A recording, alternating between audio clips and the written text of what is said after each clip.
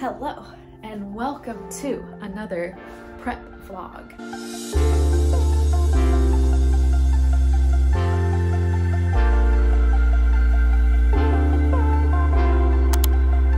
So I thought for this week's video, I'd do a Q&A. I put a question box on my Instagram the other day, and these questions that I'm gonna go over are the questions that were most asked and most relevant to prep. So let's go ahead and get started. So competing was really just an upgrade for me. My first adventure into fitness was actually when I became a yoga teacher. And then in college, I started incorporating leg workouts only though. I was nervous of the free weight section. But then when I moved to France after college, there wasn't a yoga studio in the tiny town I lived in. So I started working out, lifting weights, full body, multiple times a week. And then I got curious about this whole cutting thing. So I started tracking macros and did a cut for the first time on my own. And then in the fall, I got curious about the whole bulking thing. That seemed like an upgrade. So I did a bulk on my own. And then I was like, okay, well, I want to see the muscle. I feel a little bit bulky. And I cut down again on my own, really saw all the muscle development that I'd had. And I was so excited about it. I just wanted to start getting better and finding the next upgrade, the next level up for bodybuilding specifically. That's when I found my coach, and the rest is history.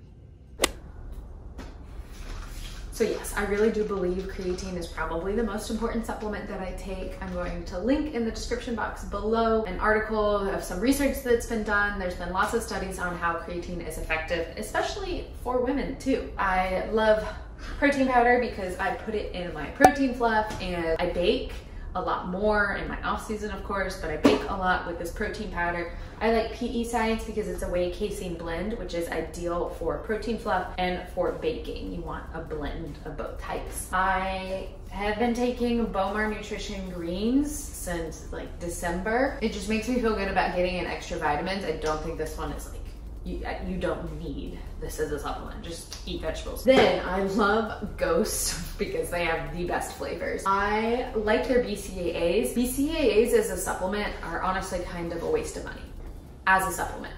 I basically take BCAAs to flavor my water. So if you want to spend a lot of money to flavor your water, you can go ahead. I like their Swedish fish flavor. They also have like a Sour Patch Kids flavor.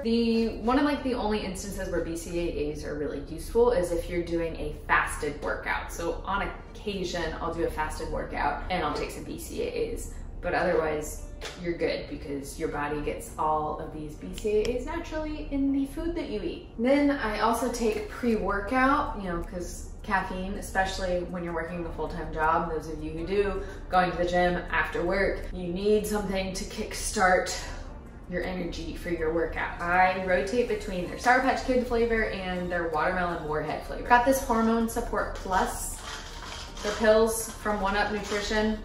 I don't know if it does anything, but it makes me feel good about myself since I do lose my period.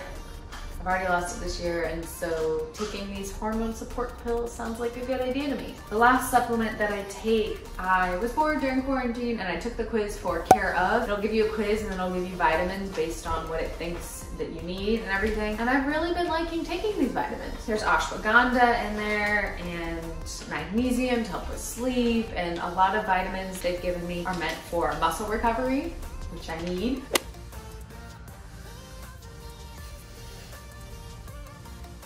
Let me just show you a video clip of the Instagram stories that I posted on my hardest day of prep this year. It was rough.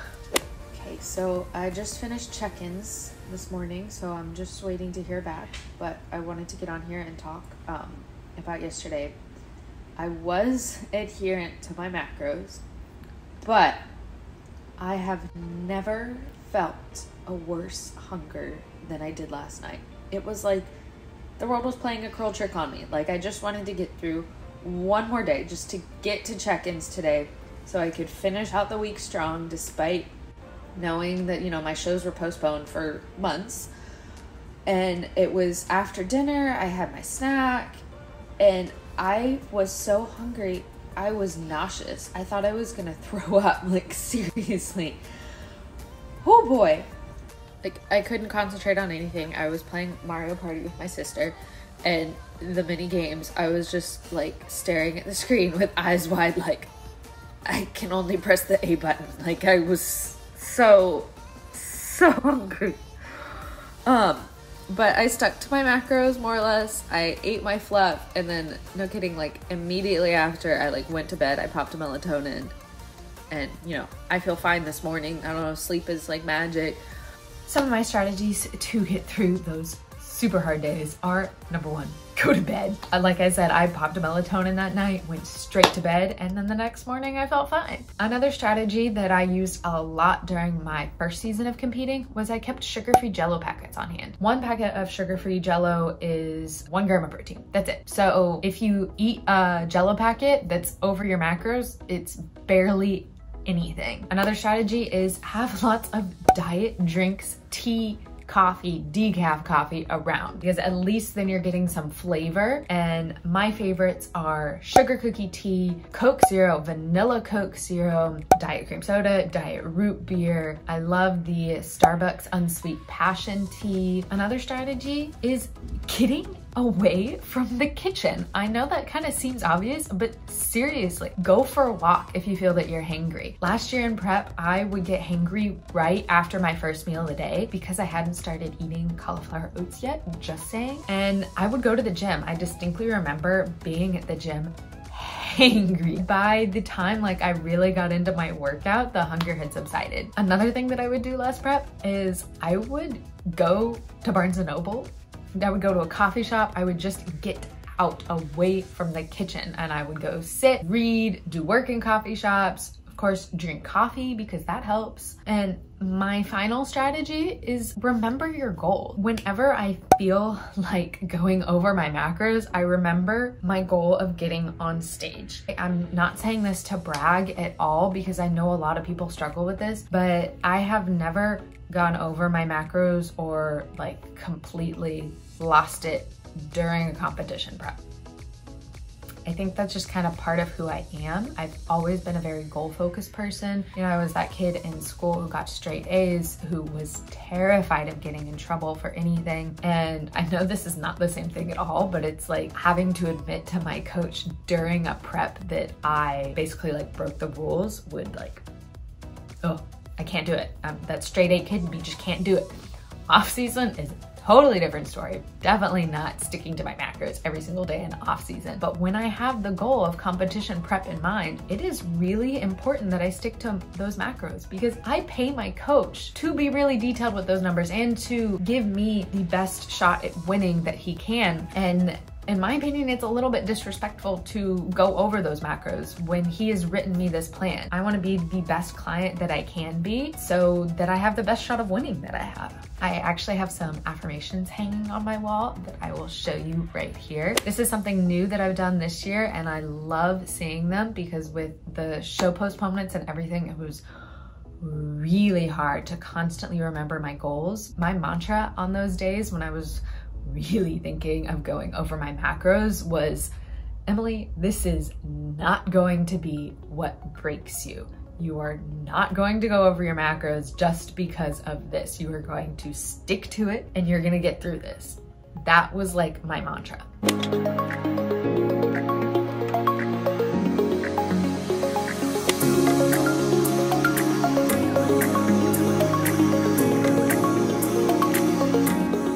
No, I have been eating cauliflower oats since before prep started, actually. I tested them out before prep because I wanted to see if it would be a good volume hack. Loved them, started eating them when prep started, and then of course when quarantine started, I started making them every single day. And no, I do not get tired of them because I've got like 5 or 6 different variations that I make. I rotate between the different flavors and I change up the nut butters that I put on top.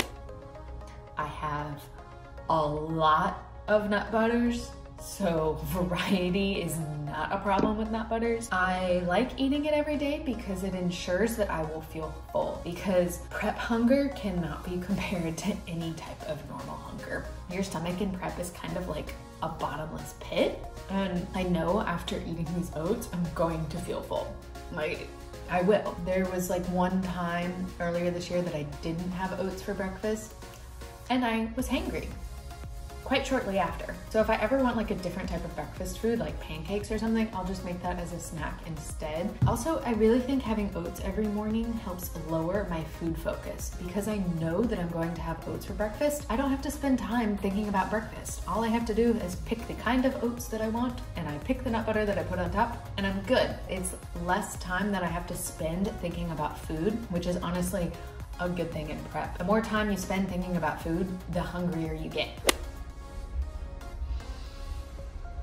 So, not going to lie, I felt like a fragile, tiny Barbie doll. I didn't feel like I was super muscular. I just felt fragile, like seeing all the lines, especially the lines in my legs, and like feeling my hips and being able to literally feel the muscles, the outline of them and everything. That was weird. And it was also a little discouraging, almost even. Like I thought that my leg muscles were a lot bigger than they were. And then when I lost all the fat off my leg, I was like, that's it? 2+ years of squatting and deadlifting, and that's all the muscle that I had on my legs. Also glutes, that was hard because you have to lose all the fat off your butt, pretty much. And so your butt isn't round anymore by the time that happens. You have a completely different idea of what your body looks like after you go through that competition prep. Like, whenever a girl says that she's quad dominant now, I'm like, you just haven't lost enough body fat to see all your legs like disappear. But as far as if it was hard to gain weight back after seeing myself so lean and shredded, not really, because I loved my body before I started competition prep, and I loved my body all through it and all through the different phases and everything. And I realized that being this lean, this shredded didn't feel good to me. It wasn't healthy. I lost my period, had low energy, especially last year. But staying that lean all year long is not sustainable. I felt much better, about 20 pounds heavier than my stage weight. So where I started prep this year, I'll post a photo. I liked being that weight. That was very fit. And that is something that I have to remember, that when I'm at my heaviest, it's still very fit for most of the world. I just have to remind myself, because after seeing yourself so shredded for competition, it kind of like messes with your concept of fit. What are my macros? So competition prep isn't a contest of who can survive on the least calories, and it's not a competition to see who can get stage ready on the most calories either. It's a competition to look good and shredded on stage. If you're dieting for competition, your macros are super, super low, it's because you gotta be ready. I've been sharing full days of eating on Instagram since I started my prep for this year. So you can see the full range of macros that I've gone through, high days, low days, refeeds, etc. Those are all already on Instagram with the macros. But now that I'm so close to show, I'm 2.5 weeks out right now. By the time I post this video, I will be 2 weeks out. Not gonna lie, my macros are low. But I've been dieting for 6 months, guys. I did not start with low macros. My macros, I'll tell you, I started in the high 1800s. So I don't want to share my exact macros for the entire week, because I am scared that someone is going to take those macros and copy them and start dieting on the macros that I have now. I would never give someone these macros to start. I pay my coach good money to give me macros, to diet me down to stage leanness in the healthiest way possible, because getting this shredded is not healthy for a woman.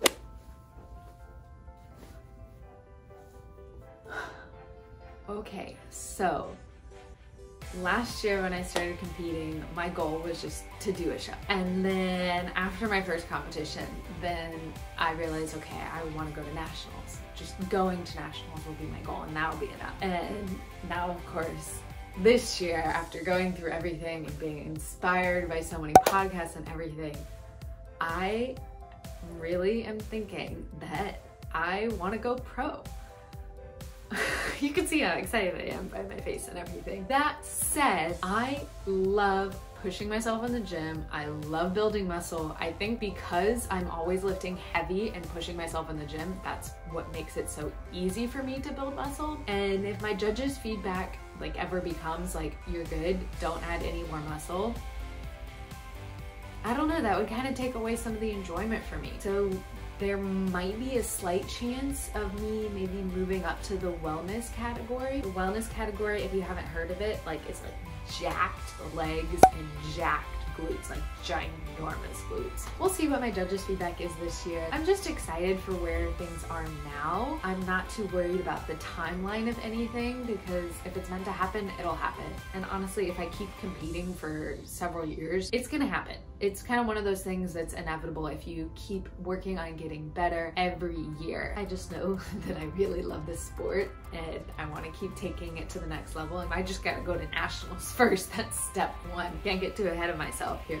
So if you guys enjoyed this video, don't forget to give a thumbs up. Seriously, give a thumbs up, please. And subscribe so you don't miss any prep updates, because we are 2 weeks out by the time I post this video. We're so close to show day.